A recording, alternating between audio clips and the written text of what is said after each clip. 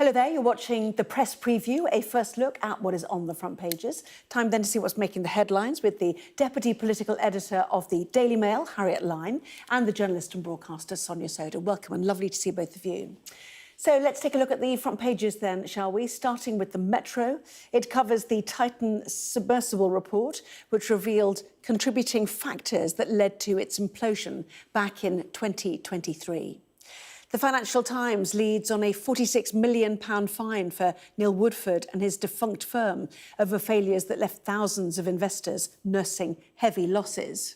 In the Daily Telegraph, experts warn that the Chancellor must raise taxes now in order to fix a £50 billion black hole. That same story is the lead on the front page of tomorrow's Daily Mail, reporting that Rachel Reeves faces huge tax hikes.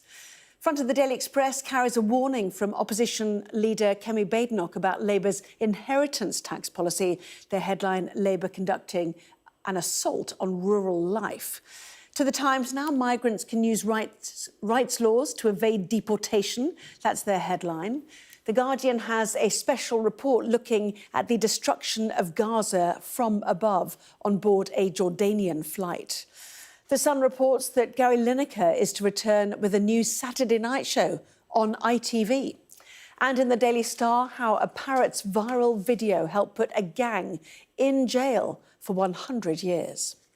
So let's bring in Harriet and Sonia. Welcome to both of you. And in fact, Harriet, we'll go straight to your paper and your story, which is about the tax black hole and what Rachel Reeves needs to do about it. First of all, who's saying this and what are they saying? Yeah, so this is a big think tank, the National Institute of Economic and Social Research, who are making another warning that Rachel Reeves is facing a big black hole come the end of the forecast period, so in 5 years' time, and that she's going to need to act this autumn in order to fill it.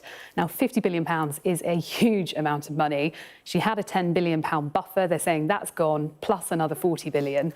And in order to fill that, she's going to need tax rises in the magnitude, although they're not advocating this, but in the magnitude of 5p on income tax, which is huge and is a really, really noticeable tax rise. And so it's not just tinkering around the edges, which is arguably what she did at the last budget, but she's going to have to do something that's pretty unpopular and pretty serious.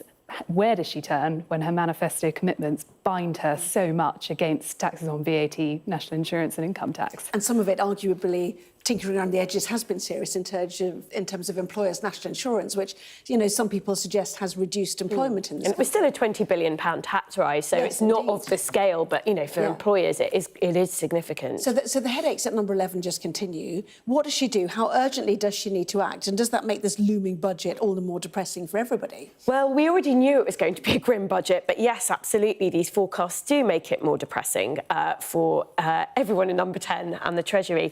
So the thing that's really underpinning this is that NISA, this think tank that's produced the forecast, as Harriet said, it's a really respected forecast. Its models are used actually by, you know, places like the IMF.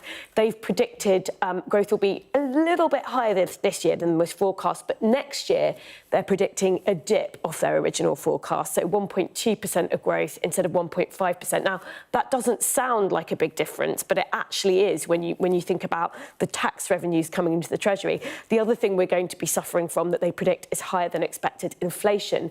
So it's these really poor, unfavourable economic headwinds that are creating this massive, potentially £50 billion sized hole in 5 years' time for the Chancellor. Now, I don't think it's fair to blame this all on Labour. It's clearly partly, you know, some would say in large part, an issue of what's going on globally, you know, what we're seeing with Trump and the tariff war, etc. The problem for Labour politically is that they were elected on a platform where they basically said to voters, it was all the last lot's fault, you know, this economic doldrums that we've seen for the last few years. Vote for us and we will deliver growth in 5 years. And that growth will deliver all the money that we need, like manna from heaven, to fix things like the NHS. The issue is that with a worsening economic forecast, that really goes against what voters might be expecting from the government, given what they said going into the last election. So it's a huge, huge political problem for the government. And even though there are significant global factors that they can ban a lack of growth on, voters at the end of the day, they do blame the government in charge, and there's a reason for that. So it's a really, really big political headache. Yes, headline, the lead story for the Daily Telegraph as well. well. Reeves told raise taxes now. Now sounds scary, doesn't it, to fix the £50 billion black hole. But in terms of those headwinds you talked about, Rachel Reeves has boxed herself in, as we've much discussed. She's also been boxed in by her own party. This report suggests that weaker than expected recent economic activity. How much of that is at her door? We don't know. U-turns on welfare cuts, that's her party boxing her in, and forecast-beating borrowing have combined to create a worsening fiscal outlook. So she's been boxed in by both herself and her own party. Where does she go from here? Well, exactly. That is the challenge that's facing her because, you know, the £5 billion of welfare cuts was seen as relatively modest. The Tories said you could have gone much, much further. She couldn't even get that through. And so, you know, if she could avoid tax rises if she can do significant spending cuts, but no one wants to see spending cuts. Labour has promised that they're going to invest in public services, and that was kind of the justification for the tax rises in the last budget. So, yeah, where does she turn? There is no popular way to raise this kind of money. I mean, she can cross her fingers and hope that we get growth, but that's not really going to cut it. And with that size of gap, if this forecast is accurate, you know, the only taxes that can really deliver something that can fill, even approach filling that kind of gap, are the big three tax rises that she's ruled out: VAT, income tax and national insurance that individuals pay. And I think the chances of her being able to stick to that manifesto pledge are sort of shrinking with every day, really. And the ideas that Labour MPs keep coming up with, wealth taxes, for example, that is going to raise a tiny amount of money, if any at all. So there's no sort of palatable option here. It's going to be grim. It's not that she's going to have to raise £50 billion this autumn, but she's going to have to make it and make the sums add up by the end of the OBR's forecast period. No taxes on working people. Which one would you pick? There's the question. So, probably which one would you pick? I would pick income tax, actually. I think it's... And you know, you had independent organisations like the Institute for Fiscal Studies actually being a bit critical of the increase on employer NICs and saying national insurance contributions and saying if she'd done it through income tax, it would have been more progressive and hurt lower paid workers less. But she was hemmed in by those pledges, so that's why she picked that one. Well, we know that welfare cuts were controversial. We know the winter fuel allowance was controversial. We've seen U-turns on both of that. The inheritance tax on farms as well, controversial, which takes us to the Daily Express. And Kemi Badenoch, you know, replete in a country outfit today, I noticed. Labour is conducting an assault on rural life. Yeah, I think this is a really big area for the Conservatives to keep pressing. Rural votes are hugely important, and Labour has managed to really wind up most of the rural communities with this inheritance tax grab. And so Kemi Badenoch was in a rural seat near her rural constituency, in her constituency today, and says that it's going to cost more than £1 million. Well, sorry, that it's hitting farms which have assets worth more than £1 million, sorry, which is a lot of farms. I mean, she was looking at, I think it was a combine harvester that was worth over £40,000 on its own, let alone the land, products, all the storage that you have in that. That's a huge, huge number of farms that are going to be affected. And she keeps banging this drum, which I think is really effective for the Conservative Party. Yes, I clearly only saw her from the top half, didn't I? Just jeans. Yes. Oh, I think she looks pretty country. Yeah. You know, the thing is, when you sort of take a step back from this, absolutely the principle of sort of tightening up on inheritance tax as a loophole for farms. There are definitely people who buy agricultural land, very wealthy people, and use it as a sort of a way to get out of paying inheritance tax. When people of more modest means over their lifetime, although it is the sort of wealthiest few percent of estates, but they end up paying it when the very wealthiest get off.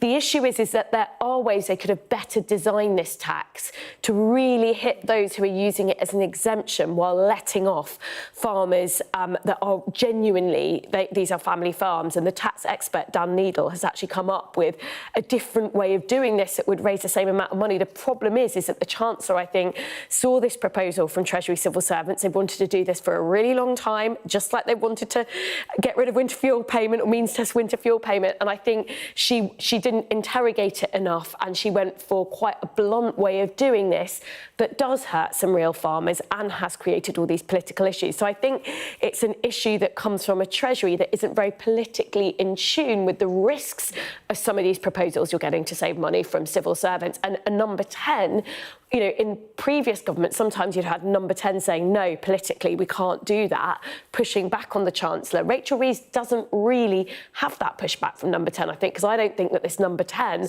under Keir Starmer are politically in tune enough as well. I was going to suggest to you that Sir Keir Starmer needs to keep a closer eye on what the Treasury is doing, because this whole section of our programme is about decisions that have been taken by number 11. The next one we go to is private schools. Now, some people might celebrate the fact that they're struggling.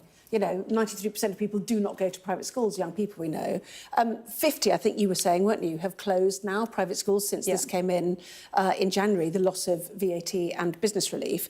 Here's the story in the Daily Telegraph now, which found that £500 million of fees had been paid out early for parents to avoid paying the VAT differences. Now the government is preparing a fresh tax grab on private school parents after Britain's richest families paid the money early. So she's persisting with this policy. Is that the right thing to do, given the rate of school closure and therefore the impact on the state sector, do you think? Well, the government certainly thinks it is. It doesn't seem to mind if some schools are closing. It thinks actually it's far more important that this money goes into the state sector, where, as you said, the vast majority of children are educated. But for that number of schools to be closing, more a warning that they're on the brink, and then that parents who are trying to be financially savvy about it by paying their fees up front, the HMRC is still going to come for them, or come for the schools, take that money.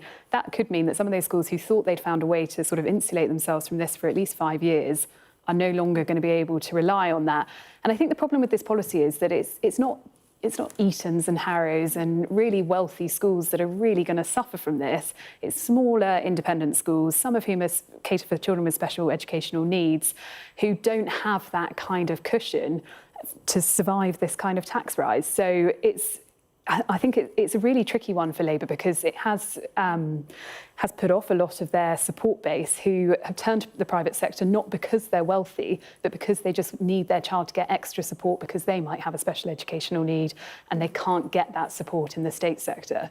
Again, I think it's about policy design, isn't it? Because when you take a step back, you know, philosophically, I've got no problem with applying VAT to private school fees in the same way that you do other, you know, sometimes even really expensive purchases, because there is a social kid from taking your kid, it's a social cost associated with taking your kid out of the state school system, particularly if you're a parent who's very motivated by education, upper middle class parents, and putting them in the private sector. That does have a knock-on impact on other children, because you're taking some children with the most kind of parental push behind them out of the system.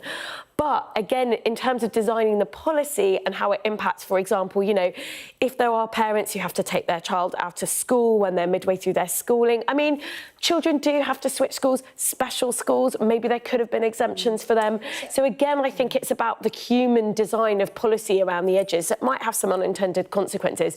Also important to say this does raise some money, and it will provide some money for extra teachers in the state sector, although I think there are questions about exactly how much it's going to raise, depending on the rate of parents switching their kids back to state schools as a result. But again, we're not talking about huge sums of money in the context of this massive fiscal gap. And that's the problem, is it? So where are we at after all of these newspapers on almost similar subjects? You've got, you know, the non-dom policy, rich people leaving, you've got private school closures, some of that all... I mean, who'd want to be Rachel Reeves? Yes, you've got tractors protesting in Whitehall, you've got a £50 billion black hole. Is that because you put, you know, national insurance up on employees? You know, when she tries to be Laboury, you know, she can't do it because of growth. And when she tries to be, you know, go after some of the welfare budget, she can't either. So where does she fit now politically? I think the problem here is that the last budget was so scattergun that she took a few billion here, a few billion there. And this is exactly what Nisa's saying, basically, you can't do this time. But I wonder if she's lost the kind of political headspace to be able to do a big tax grab that she might have got away with last year. Obviously, it would have still been hugely unpopular, but she could have blamed it on the Tories a bit more, whereas now it is Labour's mess, and there's so many things where she's taken money from groups of people that are hugely invested, be it elderly with winter fuel, be it the farmers, be it private school children, and therefore also some children with special needs. She's really wound up huge swathes of people that But yeah, very quickly. but the problem, the fundamental problem when it comes down to it is the economy is not growing fast enough. Living standards have been stagnant for since 2008, basically. And there's no quick magic fix for the economy. And I think one of Labour's mistakes was to sort of almost say that there was, vote for us and the economy will be fixed. So it's really not all on them. They can't fix the structural issues with our economy overnight. But that is the cause of this big hole. We're just not growing fast enough. Well, I don't know if Rachel Reeves is on holiday. If so, don't read any of the newspapers. The best bet. Anyway, lots more still to come in the next part of our programme, including this dramatic picture on the front page of The Guardian. From above, Gaza is like the aftermath of an apocalypse. That and more after the break.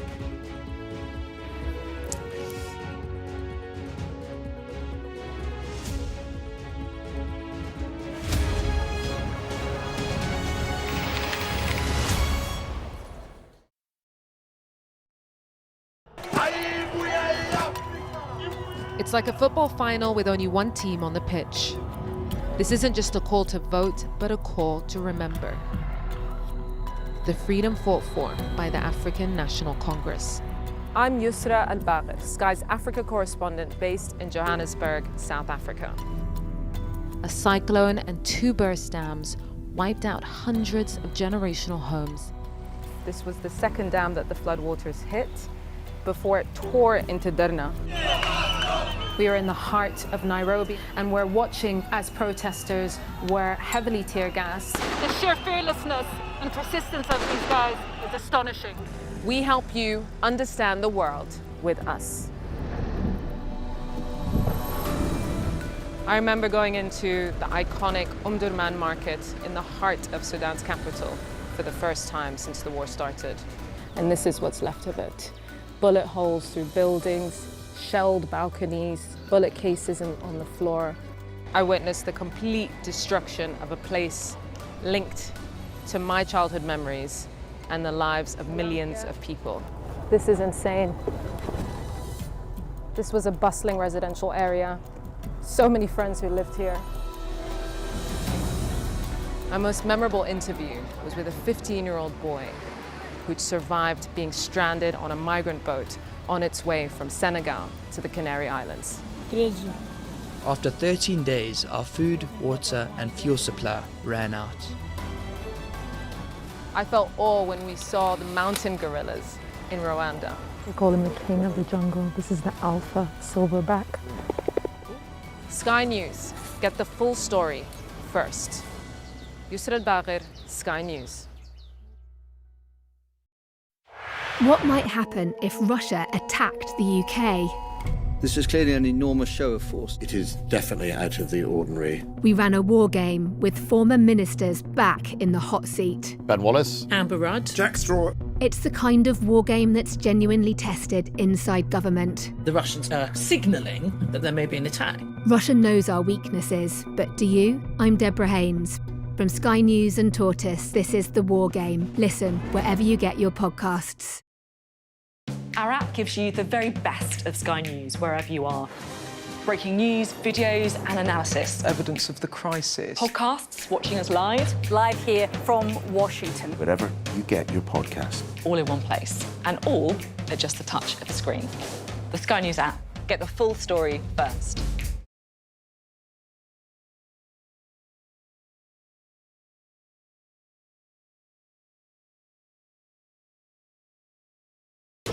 We are under Israeli military restrictions in terms of some of the things that we can film, but it's important to be in there. What a slow drive for the president as he approaches his golf club. 4 more years! Free wherever you get your news. I'm Mark Stone and I'm Sky's correspondent based here in Washington, DC.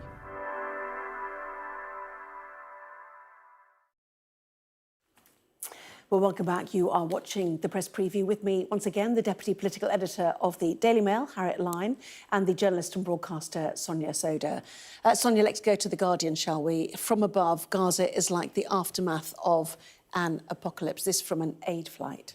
Absolutely. So we've seen some of these pictures emerge because the Jordanians have been flying aid planes over Gaza. So this is the first time we, the public, have got to see aerial images of Gaza in quite some time. And what those pictures show, I mean, it's really devastating when you look at the scale of destruction. You know, the two main cities in Gaza, I mean, that gives a very accurate representation, that small bit of that photo. Essentially flattened, buildings destroyed. You know, and it really does raise questions about the proportionality of Israel's attack on Gaza. I mean, I was somebody who supported Israel's right to defend itself, but I think there are lots of people, including people who supported that right, who question the proportionality of the response. And I think these pictures play into that. I mean, I think it's important to say what Israel and the IDF would say is one of the reasons why we had to do this is because we're fighting from building to building. And in the second city we were in, essentially every building, people had been moved out and Hamas had rigged them with IEDs. So, you know, we needed to go house by house. That's what they would say, their spokesperson would say. But I think it's very hard to look at these pictures and just think, not feel really shocked at the scale of the destruction, and also just think, what does this mean going forwards in terms of a peace process? I mean, how do you rebuild Gaza out of this? It's just really devastating. Yes, certainly the Israeli media are suggesting that a full cabinet meeting is due to take place on Thursday in Israel after a security cabinet today deciding whether or not a full occupation of Gaza is on the cards. I'm going to move on if you don't mind. Toxic culture led to Titan disaster. 330 pages of excoriating report today by the US Coast Guard. Yeah, I mean, everyone will remember this story from 2 years ago and watching, waiting, hoping that there would be a miracle, that they'd find the sub, that they would have survived, there'd have been enough oxygen. Now we know that it was gone in a second. No one obviously survived on it. 5 people died. But the fact that this was entirely preventable, says this report, there were concerns raised previously about the strength and sort of seeability of this. Well, even the craft. shape, you know, deep sea is normally spherical for a reason to equalise pressure, isn't it? So exactly. And there were questions raised, but then a toxic culture meant these weren't being addressed. And it's just the worst of all worlds that you can have people dying in this way, basically because of human error. Yeah. Some extraordinary pictures then previously of it. Just quickly then, The Sun, Lineker back in the box, ITV swoop for Match of the Day legend. He'll host Saturday night show. Might talk about that next time, shall we? Run out of time. Both of you, thank you very much. Harriet, Sonia, thank you. See you in the 11. Let's take a look at the weather now. Breathtaking views with clear skies ahead. The weather, sponsored by Qatar Airways.